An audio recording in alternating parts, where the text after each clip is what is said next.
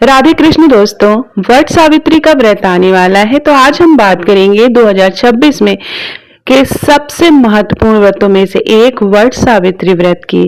इस वीडियो में हम जानेंगे वट सावित्री व्रत कब है, अमावस्या तिथि कब से प्रारंभ होगी, कब समाप्त होगी, पूजा का शुभ मुहूर्त क्या होगा, इस साल व्रत रख सकते हैं या नहीं, पूजा सामग्री, पूजा विधि, नियम, व्रत कथा और इस व्रत का अद्भुत महत्व के बारे में हम बात करेंगे। तो वीडियो को आखिर तक जरूर देखिए। दोस्तों, 7/2026 में वट सावित्री व्रत मुख्य रूप से शनिवार 16 मई 2026 को रखा जाएगा। यह व्रत अमावस्या तिथि के दिन रखा जाता है उत्तर भारत में, और महाराष्ट्र की तरफ यह व्रत पूर्णिमा के दिन रखा जाता है, ज्येष्ठ पूर्णिमा के दिन रखा जाता है। तो अभी फिलहाल उत्तर प्रदेश और आसपास के एरिया में यह व्रत अमावस्या, ज्येष्ठ की अमावस्या के दिन रखा जाता है। अब बात करते हैं अमावस्या तिथि कब प्रारंभ हो रही है। तो अमावस्या तिथि का प्रारंभ 16 मई 2026 को सुबह 5:11 पर होगा और इसका समापन जो है वह 17 मई को रात के 1:30 पर होगा। तो उदय तिथि के अनुसार यह जो व्रत है वह 16 मई शनिवार के दिन रखा जाएगा। विशेष बात यह है कि इस बार शनिवार के दिन वट सावित्री व्रत पड़ रहा है, इसलिए इसका महत्व कई गुना बढ़ जाता है और इस दिन शनि जयंती भी पड़ रही है। अब सवाल उठता है कि इस बार यह व्रत को शुरू कर सकते हैं तो नहीं। तो अलग अलग राय है लोगों की। अपने घर के बड़े बुजुर्गों से अवश्य पूछिए, अपने पंडित जी से पूछिए कि व्रत रखना है कि नहीं।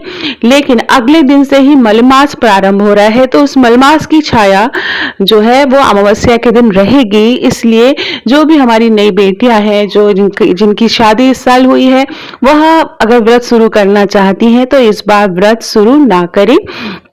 अब हम बात करेंगे कि पूजा का शुभ मुहूर्त क्या है। तो स्नान के बाद ब्रह्म मुहूर्त में पूजा की तैयारी शुरू कर दें। अभिजीत मुहूर्त में आप पूजा कर सकते हैं। वैसे भी वट सावित्री व्रत की जो पूजा होती है वह दोपहर के समय होती है। तो शुभ मुहूर्त है सुबह के 11:50 से लेकर दोपहर के 12:45 तक रहेगा। राहु काल लगने वाला है, इसलिए राहु काल में पूजा ना करें। शनिवार का राहु काल का जो प्रातः लगभग 8:54 से शुरू होकर 10:36 तक रहेगा। तो ये राहु काल में आप श्रृंगार का और ये सारा काम ना करें, तो इस बात का आपको ध्यान रखना है। अब जानते हैं पूजा की लिस्ट क्या होगी। तो वट वृक्ष चाहिए, आप आसपास कहीं वट वृक्ष। और ये देखिए, एक चीज का ध्यान रखना है कि जब भी पूजा करें, अगर थोड़ी दूरी पर भी हो तो बहुत पुराना वट वृक्ष जो है उसकी अगर आप पूजा करते हैं तो विशेष फल की प्राप्त होती है। वट वृक्ष के पास जाकर आप पूजा करते हैं तो ज्यादा फल मिलता है। लेकिन अगर आसपास वट वृक्ष नहीं है तो आप घर में उसकी डाली लाके भी पूजा कर सकते हैं। आसपास पूजा स्थल पर उस दिन आराम से मिल जाती है। नहीं मिल पा रही है तो आप तुलसी की पूजा कर सकते हैं। अब इसके बाद और पूजा सामग्री में बता दूं, रोरी, कुमकुम, हल्दी, अक्षत, लाल चुनरी, मौली, कच्चा सूत चाहिए जिसके हमें फेरे लगाने होते हैं। भीगा हुआ चना, इसका खास महत्व है। मीठे पुए बनाए जाते हैं या मीठा गुलगुला बनाया जाता है।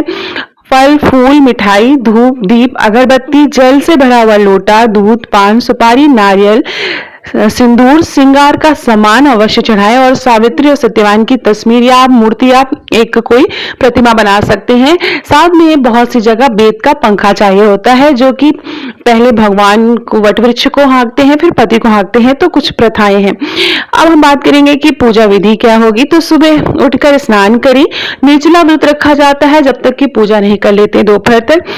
स्वच्छ लाल या पीले रंग के वस्त्र पहने, श्रृंगार करिए, 16 श्रृंगार करिए। इसके बाद हाथ में जल लेकर व्रत का संकल्प करें। फिर बरगद के पेड़ के पास जाएं। वहां वट वृक्ष में ब्रह्मा, विष्णु और महेश तीनों देवताओं का वास माना जाता है। पेड़ की जल में जल और दूध अर्पित करें। रोरी, अक्षत, फूल और मिठाई चढ़ाएं। इसके बाद कच्चे सूत को पेड़ के चारों तरफ 108 बार फेरे लगाए जाते हैं। 108 बार फेरे लगाना जरूरी होता है। अगर नहीं लगा पा रहा कोई तो 54 फेरे भी लगा सकता है। कोई चलने में असमर्थ है, किसी कारणवश नहीं चल पा रहा है, तो वो अपना फेरा संकल्प लेके किसी और से भी, घर के किसी और सदस्य से लगवा सकता है। परिक्रमा करते समय पति की लंबी आयु की कामना करते रहें। इसके बाद सावित्री और सत्यवान की कथा सुननी चाहिए, आरती करनी है। उसके बाद भगवान से अखंड सौभाग्य का आशीर्वाद मांगना है। अब बात करते हैं व्रत के नियमों की। तो व्रत में सबसे बड़ा नियम है कि निर्जला व्रत रखा जाता है जब तक कि पूजा नहीं हो जाती है, और उस दिन आपको घर में कलह कलह नहीं बना के रखनी है, घर में शांति बना के रखनी है, झूठ नहीं बोलना, क्रोध नहीं करना, किसी का अपमान नहीं करना है, निर्जला व्रत रहना है। अगर आप गर्भवती हैं या बीमार हैं तो आप फलाहार करके व्रत रख सकती हैं। व्रत श्रद्धा और सामर्थ्य के अनुसार रखना चाहिए।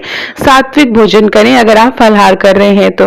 अब आइए सुनते हैं, श्रवण करते हैं वट सावित्री की कथा, जो कि हम सबको पता है, लेकिन आज के दिन अगर आप वट सावित्री व्रत रह रही हैं तो यह कथा अवश्य सुने और इसके पीछे जाने की हम वट सावित्री का व्रत रखते क्यों हैं। पुराने समय में अश्वती नाम के एक राजा थे। उनकी पुत्री सावित्री अत्यंत तेजस्वी और पतिव्रता थी। सावित्री ने सत्यवान नाम के राजकुमार को अपना पति चुना, लेकिन नारद मुनि ने बताया कि सत्यवान की आयु बहुत ही कम है और विवाह के 1 वर्ष बाद उसकी मृत्यु हो जाएगी। फिर भी सावित्री अपने निर्णय पर अडिग रही और सत्यवान से विवाह कर लिया। समय बीतता गया और वह दिन भी आ गया जब सत्यवान जंगल में लकड़ी काटने गए। अचानक सत्यवान की तबीयत बिगड़ी और वे बरगद के पेड़ से नीचे गिर पड़े। तभी यमराज उनके प्राण लेने आए, लेकिन सावित्री भी यमराज के पीछे पीछे चल पड़ी। सावित्री की पतिव्रता शक्ति, बुद्धिमानी और दृढ़ निश्चय से यमराज प्रसन्न हुए और उससे वरदान मांगने को कहा। सावित्री ने पहले अपने सास ससुर की आंखों की रोशनी मांगी और फिर अपना खोया हुआ राज्य मांगा। यमराज ने सब कुछ दे दिया। अंत में सावित्री ने 100 पुत्रों का वरदान मांगा। तब यमराज समझ गए कि बिना सत्यवान को जीवित किए यह वरदान पूरा नहीं हो सकता। उन्होंने सावित्री को 100 पुत्रों का आशीर्वाद दिया था। इस प्रकार यमराज ने सत्यवान के प्राण वापस लौटा दिए। तभी से वट सावित्री व्रत अखंड सौभाग्य और पति की लंबी आयु के लिए रखा जाता है। हमारी प्यारी बहनों और दोस्तों, मान्यता है कि इस व्रत को सच्चे मन से करने पर वैवाहिक जीवन में सुख, शांति और समृद्धि आती है। घर में सकारात्मक ऊर्जा बढ़ती है और परिवार पर भगवान की विशेष कृपा प्राप्त होती है।